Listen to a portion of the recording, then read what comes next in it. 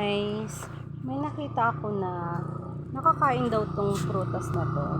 Try natin. Dito sa may damuhan. Nangati na tayo. Wait lang. Kaya ko ba? Ay! Ito oh. Pansin nyo ba to? Ito. Itong puno. Oh, diba? Hingi tayo. Kasi sabi nila, nakakain daw to. So, try natin.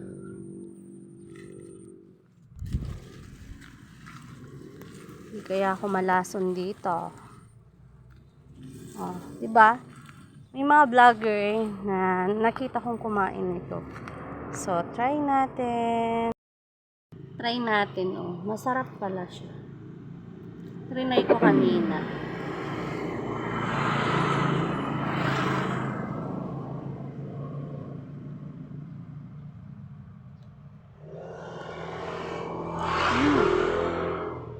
Sarap.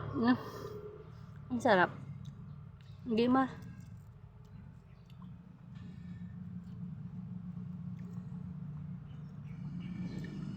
mas gayam.